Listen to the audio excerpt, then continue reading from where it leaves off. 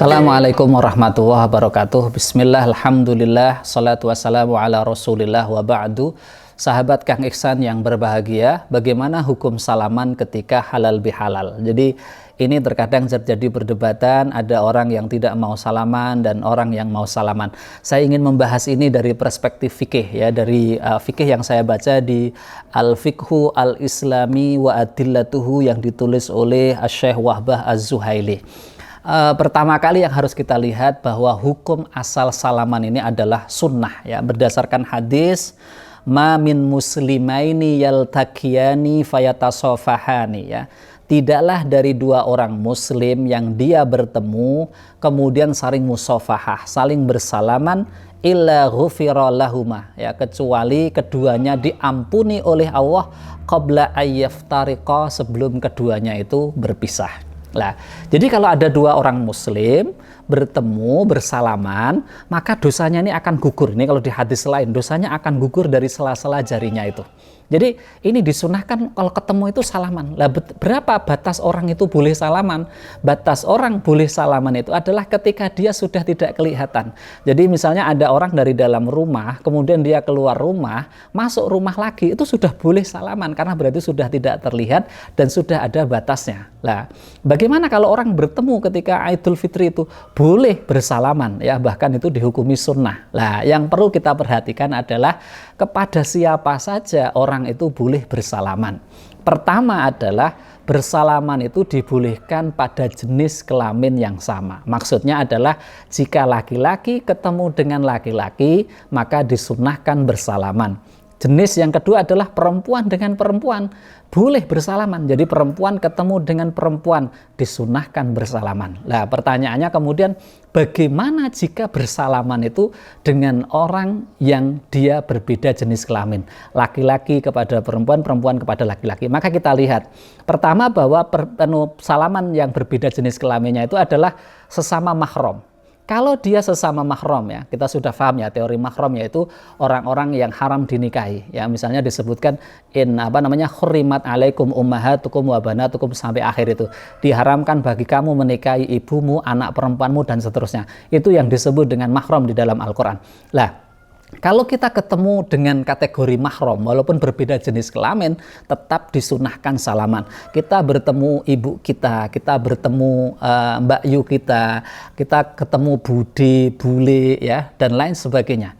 Itu hukumnya tetap sunnah untuk dilakukan salaman, ya, dan mendapatkan pahala. Tetapi untuk orang yang non mahram, orang yang dia berbeda jenis kelaminnya dan dia bukan kategori mahram, maka itu hukumnya adalah haram, ya, tidak boleh, ya. Disebutkan di sini wa tahrumu musafahatul mar'ati liqaulihi, ya, diharamkan bersalaman dengan seorang perempuan yang bukan mahram tadi, liqaulihi, berdasarkan hadisnya Rasulullah SAW, inni la usafihun nisaa, sesungguhnya aku tidak bersalaman dengan para perempuan, ya. Jadi menurut jumhur ulama, ya, menurut jumhur ulama ini haram, ya. Kalau kita buka di kitabnya mazhab Maliki, Syafi'i, Imam Ahmad, Imam Malik, ya, termasuk di kitab ulama abad tengah yaitu Imam Ibnu Taimiyah, itu hukumnya haram, ya, melakukan salaman dengan ajnabiyah, dengan perempuan yang lain, ya.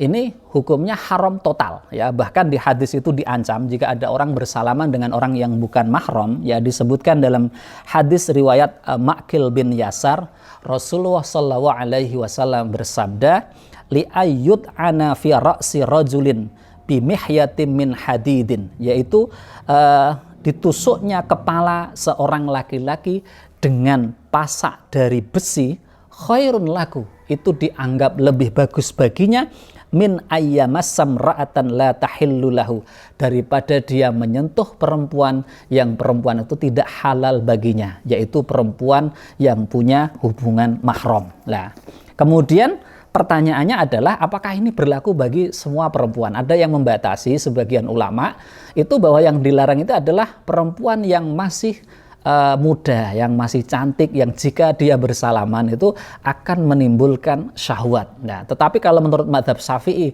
itu total, baik perempuan itu masih muda maupun perempuan itu sudah sepuh, sudah lansia, itu tetap haram bersalaman dengan ajnabiyah. Jadi laki-laki yang tidak punya hubungan dengan perempuan itu tetap diharamkan walaupun dia sudah tua. Tetapi jumhur ulama itu membolehkan. Saya bacakan di Al-Fiqhu Al-Islami ini di halaman 559 disebutkan, ya, walakin al-jumhur ya ghairu Syafi'i, ya, sedangkan jumhur ulama selain mazhab Syafi'i ajazu musafahatal ajuz allati la tustaha, ya, boleh bersalaman dengan ajuz, yaitu perempuan lansia selagi tidak ada mengandung syahwat, ya.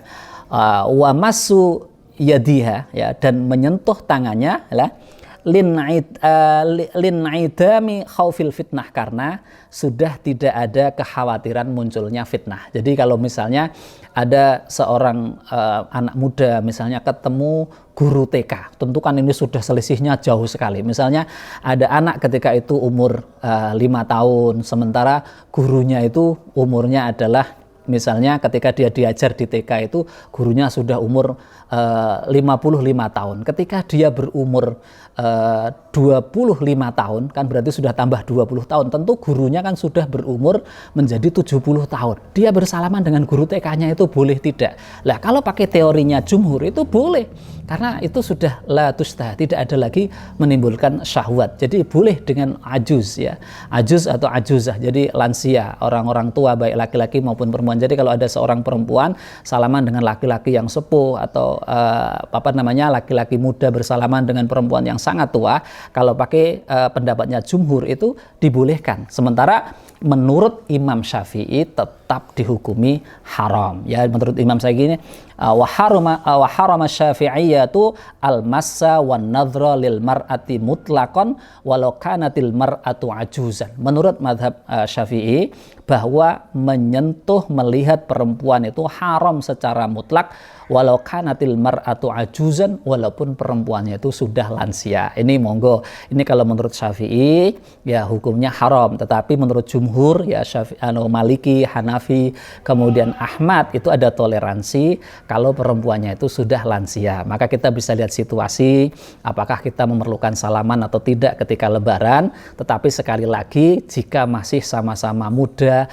lelaki muda, perempuan muda yang bukan mahram, hukumnya jelas haram untuk melakukan salaman. Jadi salaman itu kita lakukan pertama kepada jenis kelamin yang sama, laki-laki kepada laki-laki, perempuan kepada perempuan, atau kepada orang yang semahram, yang punya hubungan mahram. Yang ketiga, ada ikhtilaf jika salaman itu dengan orang yang tua, yang sudah lansia. Monggo untuk berkaitan dengan salaman non-mahram yang lansia ini, Anda bisa memilih pendapat Imam Syafi'i atau Syafi'iyah yang tetap mengharamkan, atau pakai teori jumhur ulama yang membolehkan salaman dengan ajuz. Demikian, semoga bermanfaat. Assalamualaikum warahmatullahi wabarakatuh.